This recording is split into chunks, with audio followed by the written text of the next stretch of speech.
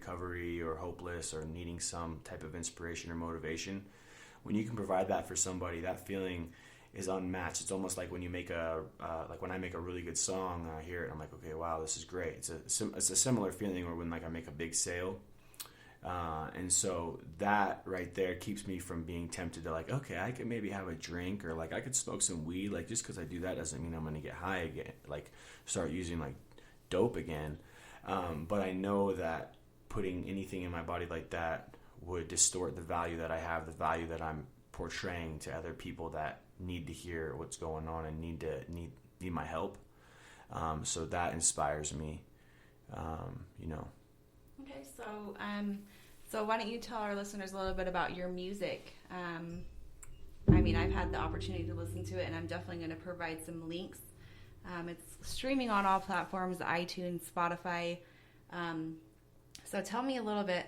My favorite song that I listened to so far was Detachment. Do you want to tell us a little bit about that? Mm-hmm. That song? Yeah, I love that song. It's my favorite song that I've made. Let's see here. That song really talks about, it's a really personal song. I get pretty vulnerable in that song, and it's basically just kind of talking a little bit about like I think the song was it was motivated because the motivation behind that song was because I was having a hard time connecting with women, and it was saying like my roommate was telling me I was counter dependent, you know. So basically, like when someone starts becoming close to you, someone starts liking you or opening up to you, you start pushing them away. So that's the first line in the song is about. And then so that's kind of the motivator for it on the hook. And then when the verse comes in, the first verse comes in, it's really about a look back at what I was going through and how I was feeling. Like, there's a line in the song, it's like, I flip on my shades and hide my eyes because I don't want you looking into mine.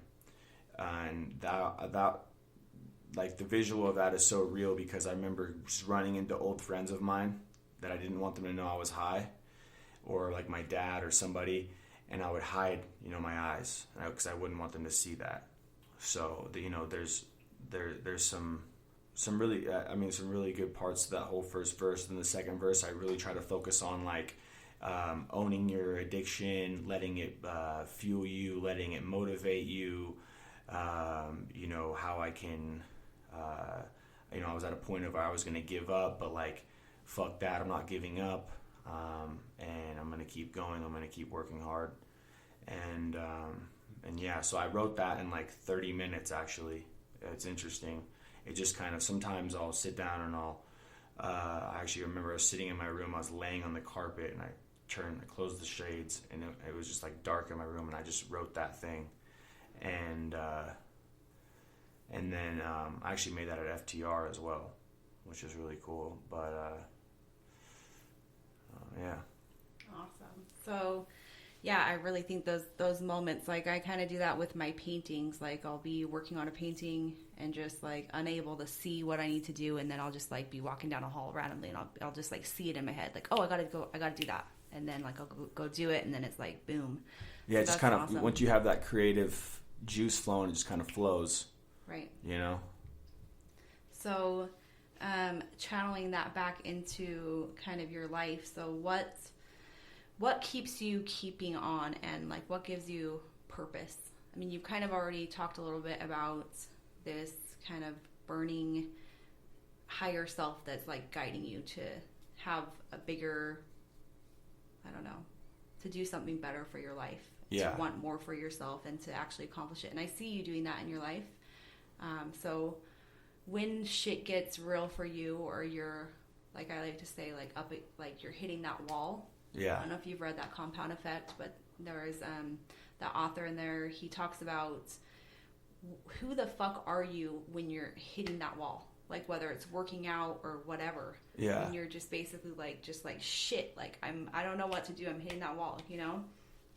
For me personally, it's been like when I really look back, or when I have a shitty weak moment, I remind myself like I'm a pretty badass person. When I'm up against that wall, like that's when my animal comes out, and I'm like, boom, Yeah. So how do you get past your own wall?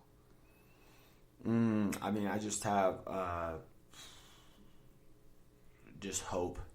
Hope is the thing that fuels me, like hope that one day I won't have to work as hard, or hope that one day, more people hear my music and appreciate my music. Hope that I can help more people one day.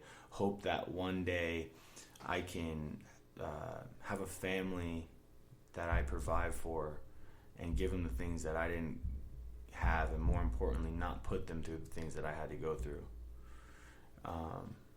So that's what guides me. It's just the hope, like knowing that one day it'll get better, So I've been really personally tripping out a lot on Wayne Dyer, and I'm just going to share this quote and ask you kind of what you think. But he says, we are not human beings trying to have a spiritual experience. We are spiritual beings trying to have a human experience. What do you think about that? Yeah, I mean, we're I would say the human experience is the going to work, buying materialistic shit, having this image or this ego, these defense mechanisms for society, and that's not truly why we're here. I think that the spiritual side is like connecting through, deep, like relationships, whether that's music or art or some type of like sports or physical activity, just like things that you can feel in your soul. The things that most people neglect. A lot of people only get that maybe one day out of the week or once a month. I'm sure Wayne was probably saying like that's not what our true purpose is, Right. So it's kind of backwards. Yeah. So for me, I really like the idea, or I guess I have always felt ever since I was a little kid, like there's something deeper, like life means something more.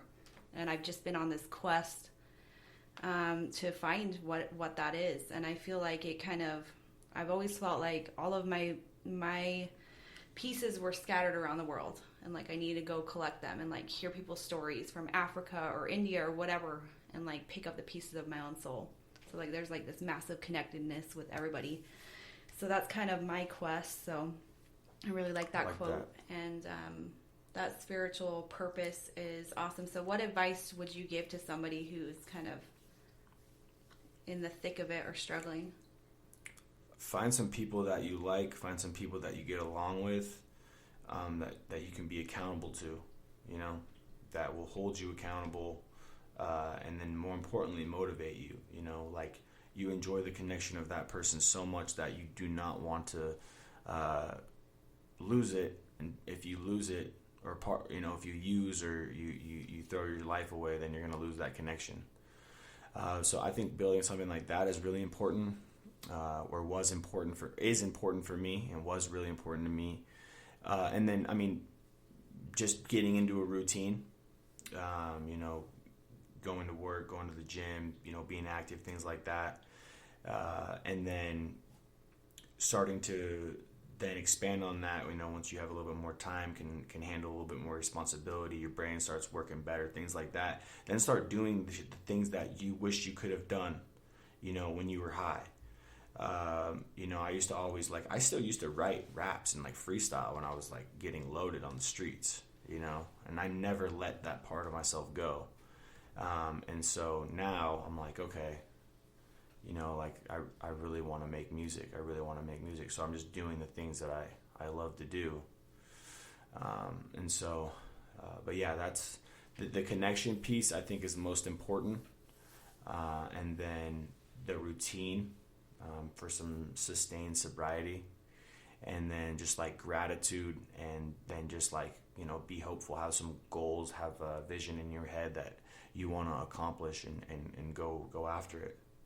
As my dad always says, find your true north, Your true north? Yeah, because he's always like, Sabrina, your true north is art and music, and so keep going towards your true north. Like, you'll always be pulled to your calling, I guess, in life.